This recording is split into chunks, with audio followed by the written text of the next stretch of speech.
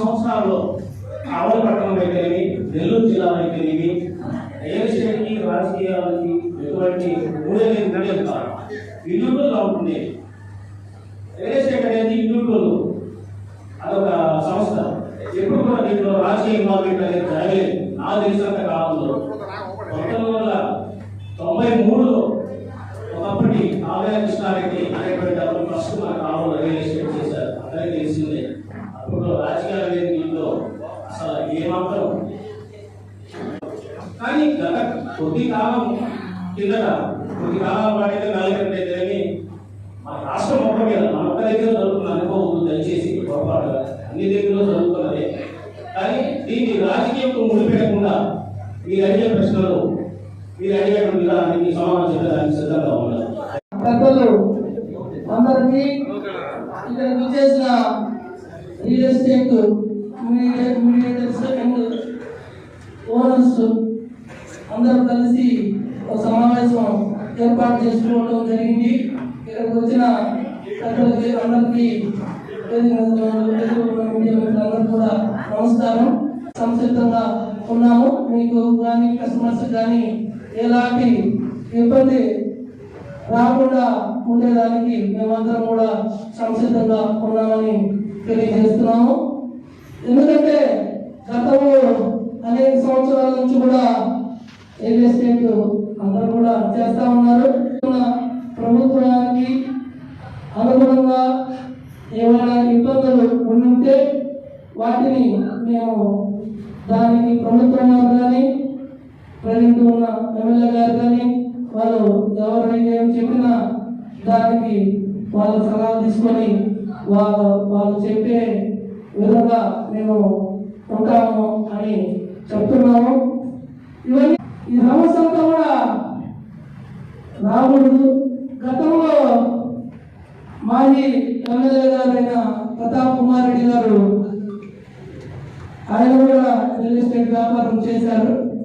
కానీ ఆయన కూడా ఇది ఇలా జరుగుతూ ఉంటే దీనికి ఏదో సొల్యూషన్ చెప్పే సలహా చెప్పాలని గత కొద్ది రోజుల నుంచి కూడా ఆయన ఆలోచన, ఆయన మాటలంతా కానీ రియల్ ఎస్టేట్ మీద రకరకాలుగా వాళ్ళ మీద పంచులు వేస్తా ఉన్నారు.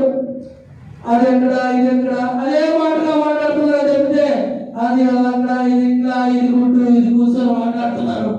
అది మాట్లాడటం ఆయన కూడా రిజిస్ట్రేట్ చేసాడు, కరెక్ట్ కాదు. అదే శాంతిగా కూడిన కారణం జరిగినట్టుగా మాట్లాడటం ఎంతవరకు కరెక్ట్. దాన్ని వేట్ చేసుకొని మేమందరం కూడా వాస్తవంగా అయితే ఈరోజు ఇలా మాట్లాడటానికి కారణం వచ్చేటట్లు చేశారు. మేమందరం కూడా మీకు సహాయం చేశాం. మేమందరంటే కొంతమంది నేనైతే సహాయం చేశాం. ఆ పరంగా మనస్ఫూర్తిగా మీకు సహాయం చేశాం. చేస్తే మీరు ఈరోజు చేస్తున్న ధోరణి చాలా బాధాకరంగా ఉంది. మీడియాలో తెలుసు, అందరికి తెలుసు. అలా మాట్లాడకూడదు. మేము చిన్నవాళ్ళు వ్యాపారం చేసుకునేవాళ్ళం.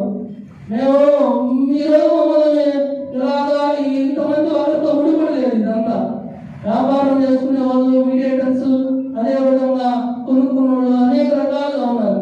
ఏదైనా ఒక సమస్య లేదా దాని సానుకూలం అయ్యే విధంగా చూడాలి, కానీ దాన్ని పెద్ద చేసే విధంగా ఆలోచన చేయకూడదు. నేను బతికి నమ్ముకున్నా చెప్తాను. మమ్మల్ని ఎవరు ఒక్క రూపాయి కూడా అడగలేదు. మేము ఎవరికి ఒక్క రూపాయి కూడా ఇవ్వలేదు.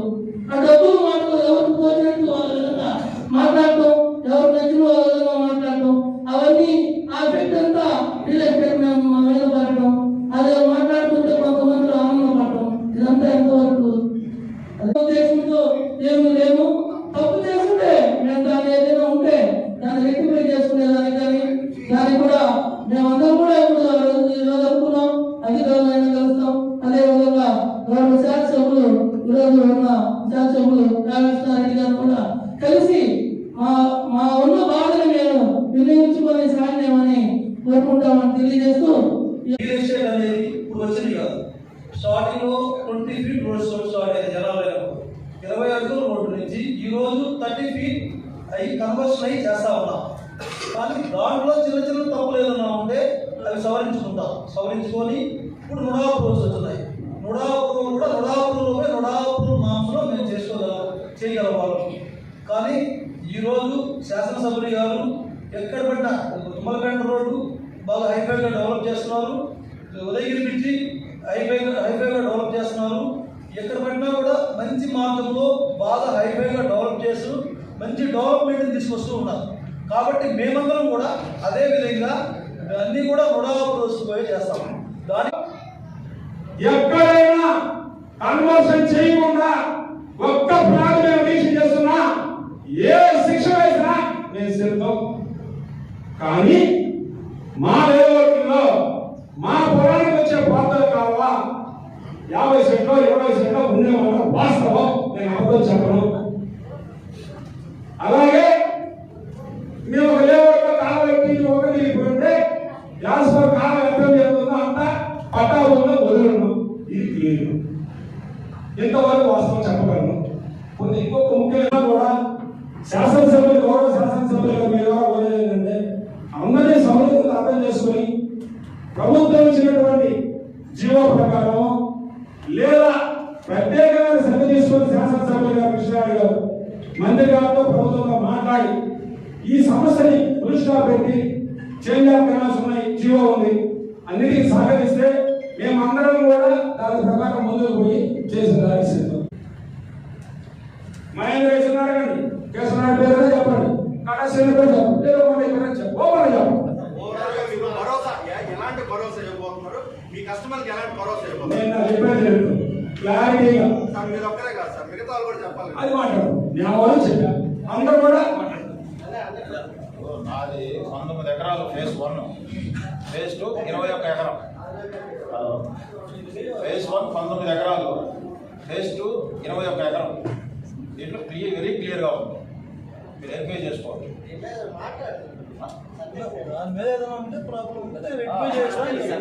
ఎలాంటి ప్రాబ్లం ఉన్నా నేను వెరిఫై చేశాను, రెడీగా ఉన్నాను. పేరు ప్రకారం అధికారులు రాసుకున్న మాట వాస్తవం.